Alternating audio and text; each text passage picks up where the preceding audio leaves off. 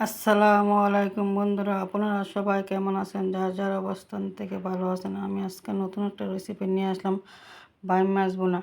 আমি বাইম মাছটা লবণ হলুদ দিয়ে ভালোভাবে মাখিয়ে নিলাম।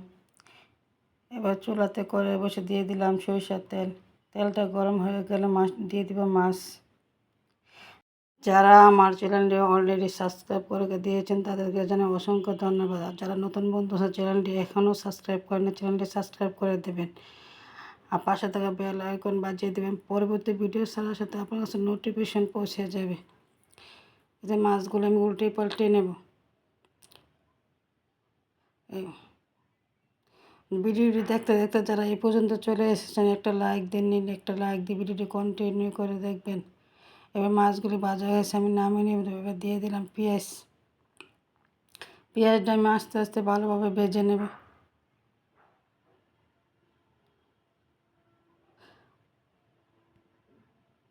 এভাবে বাইম মাছ বোনা করে দেখবেন, খেতে হয় দুর্দান্ত। পেঁয়াজটা আমার ভাজা হয়ে গেছে, এবার দিয়ে দিব আদা রসুন। আদা রসুনটা আমি 1 মিনিট ভালোভাবে ভেজে নেব কাঁচা গন্ধ চলে যাওয়ার জন্য। এবার পেঁয়াজটা আমার ভাজা হয়ে গেছে, আর দিয়ে দিব অল্প একটু পানি। এবার হলুদ গুঁড়া, মরিচ গুঁড়া, ধনিয়ার গুঁড়া, জিরার গুঁড়া আর লবণ দিয়ে আমি ভালোভাবে মশলাটা 2 মিনিট কষিয়ে নেব।